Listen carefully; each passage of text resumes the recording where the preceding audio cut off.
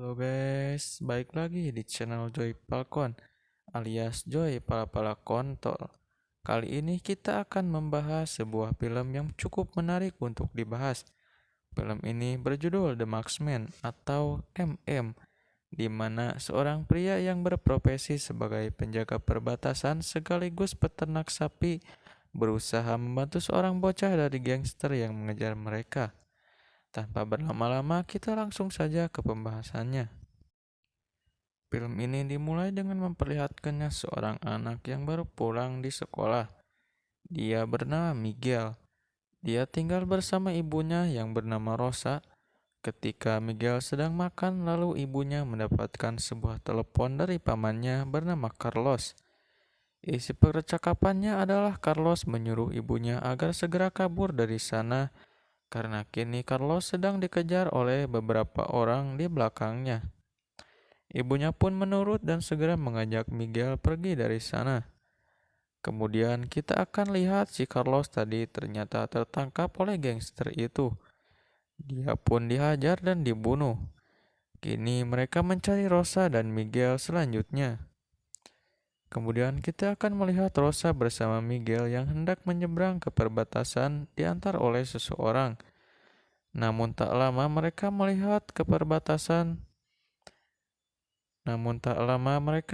mobil dari gangster tadi sedang memeriksa tempat itu. Si pengantar pun ketakutan dan hendak lari dari sana. Meski Rosa sudah menahannya dan akan membayar lebih kepadanya, dia pun tetap pergi.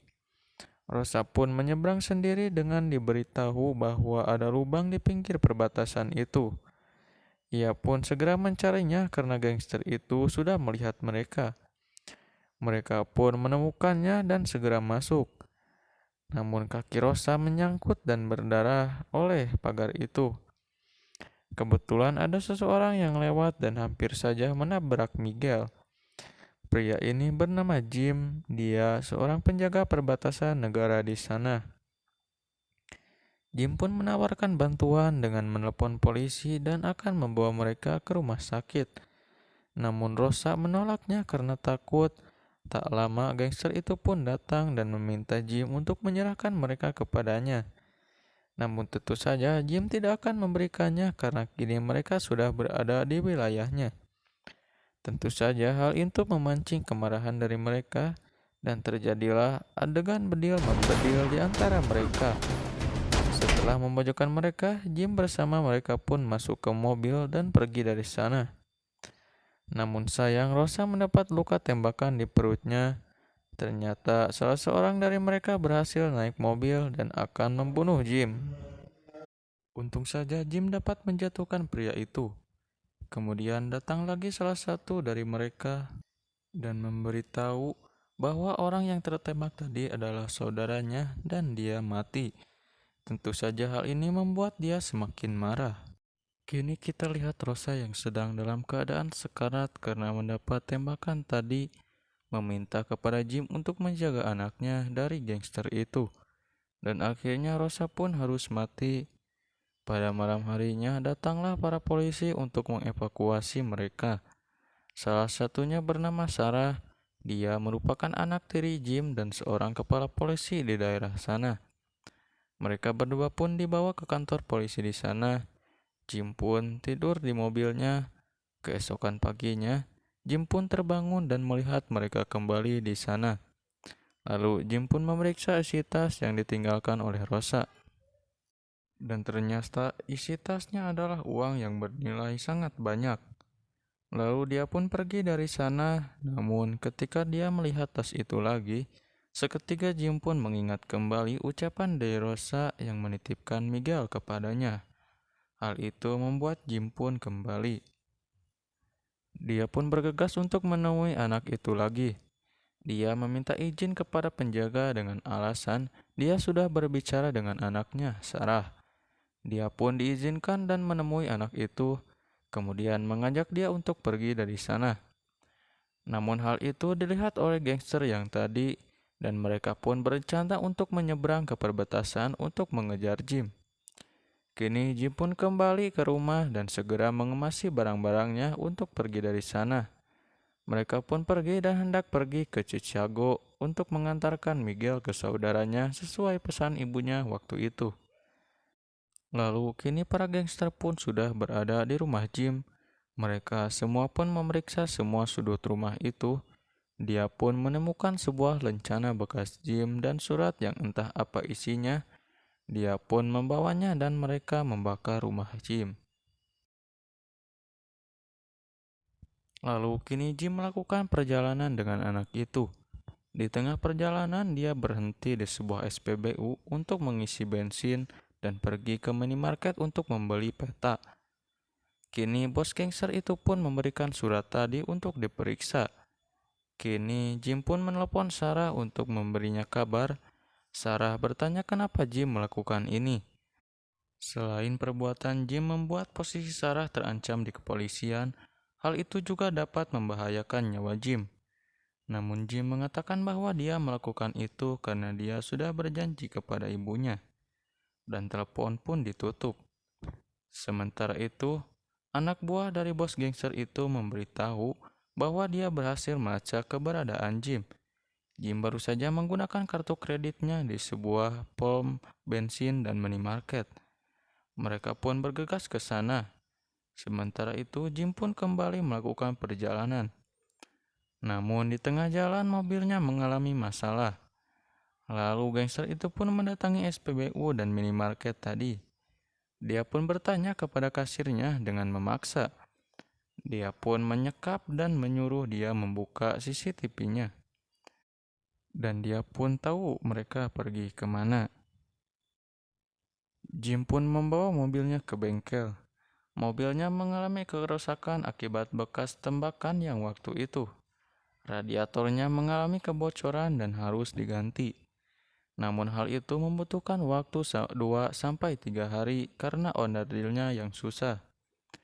Tentu saja Jim tidak bisa menunggu selama itu.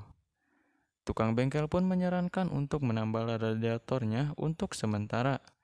Namun hal itu pun baru saja bisa dilakukan besok hari karena mereka sudah tutup. Jim pun tak punya pilihan selain menunggu sampai esok hari. Pada malam hari, Jim pun bersama anak itu diam di sebuah kafe atau bar untuk sekedar makan dan minum. Miguel pun menceritakan kenapa dia dan ibunya dikejar oleh gangster itu. Pamannya Carlos mencuri uang dari kelompok kartel dan hal itu membuat bosnya pun marah dan akan membunuh mereka. Lalu Miguel pun meminta izin untuk pergi ke toilet. Setelah selesai, dia pun mendapati Jim sudah tidak ada di sana. Dia pun mencarinya dan ternyata Jim sedang tertidur di mobilnya karena mabuk. Miguel pun mengajak Jackson atau anjingnya Jim untuk keluar. Ketika Jim menyangka anak itu kabur, tapi ternyata anak itu pergi membeli makanan. Lalu kini mobil Jim pun sudah berhasil diperbaiki. Mereka pun kembali melanjutkan perjalanannya. Jim pun meminta Miguel untuk menunjukkan arah dengan petanya menuju ke Chicago. Sementara anak buah dari kartel kembali mendapat informasi keberadaan Jim berkat riwayat penggunaan kartu kredit dari Jim. Dia pun memberitahu bosnya. Jim pun menceritakan bahwa Chicago merupakan kota yang menyenangkan. Di antaranya, salah satunya adalah Chicago memiliki burger dan hotdog yang tiada tandingannya. Tiba-tiba di belakang ada mobil polisi dan menghentikan mereka. Jim pun merasa aneh. Si polisi itu pun meminta Jim untuk menunggu di mobilnya, sementara dia menginterogasi atau memeriksa si anak itu. Jim pun menurut, namun bukannya mengobrol si polisi itu malah menelpon seseorang. Tentu Jim pun merasa aneh. Setelah selesai, polisi itu pun menyuruh Jim untuk menunggu. Namun Jim kini sudah tahu bahwa polisi itu berada di pihak kartel. Dia pun bertanya mengapa dia mengkhianati rencananya demi uang. Dia pun merasa tersinggung dan mau menghajar Jim. Untung saja Jim bisa menghajarnya dan pergi dari sana. Tak lama kartel pun datang dan menanyakan mereka ke polisi itu. Jim pun bersama Miguel mengintip dari atas. Polisi itu tentu saja tidak tahu karena dia pingsan dihajar oleh Jim. Tanpa berpikir panjang, kartel pun menembak polisi itu hingga tewas. Mereka pun pergi dari sana, namun bosnya menemukan peta yang jatuh dari mobil Jim. Dia pun membawanya. Jim pun melanjutkan perjalanannya. Dia berhenti sejenak untuk pergi ke toko senjata guna membeli beberapa pistol untuk berjaga diri. Kemudian dia pun melepon Sarah lagi. Kini Sarah sudah tahu dan memberitahu siapa anak itu dan kartel itu.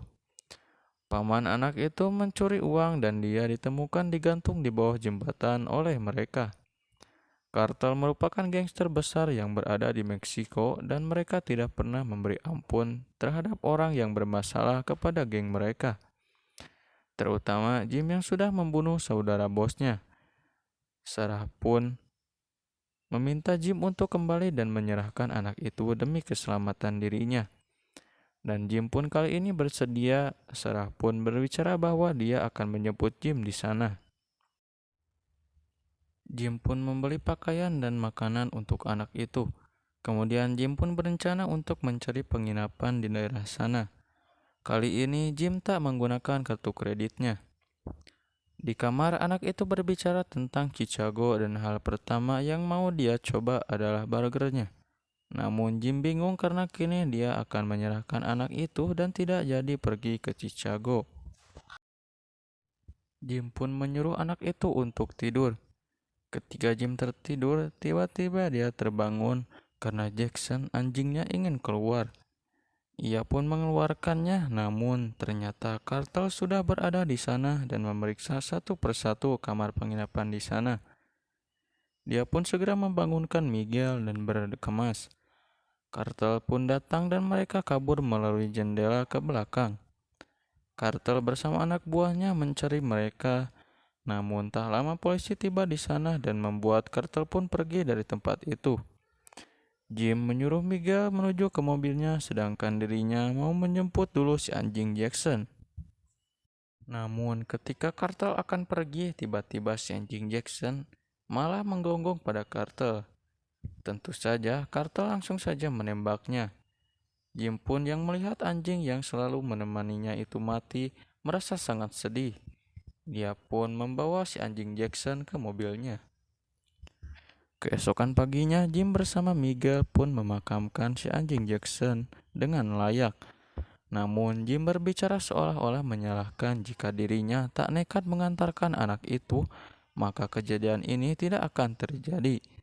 Karena ucapan itu, Miguel pun pergi dari sana. Kemudian Jim pun menyusulnya dan meminta maaf kepadanya. Miguel pun ingin melihat ibunya mendapatkan pemakaman yang layak suatu hari nanti seperti yang terjadi kepada si anjing Jackson. Jim yang mendengar hal itu pun merasa kasihan dan membawa dia ke sebuah gereja untuk mendoakan ibunya yang sudah mati. Kemudian pendeta itu pun berbicara kepada Jim bahwa ibu si anak pasti sangat percaya kepada Jim ketika dia menitipkan anak itu kepadanya. Mendengar perkataan itu, Jim pun kembali tersadar lalu dia pun kembali menelpon Sarah dan memberitahu bahwa dia akan tetap mengantarkan anak itu ke Chicago. Namun tentu saja Sarah tidak setuju karena itu melanggar hukum dan membahayakan nyawa Jim. Namun Jim tetap pada pilihannya dan hal itu membuat Sarah tidak bisa berbuat apa-apa. Lalu kita akan melihat kartel yang sudah kehabisan petunjuk tentang Jim.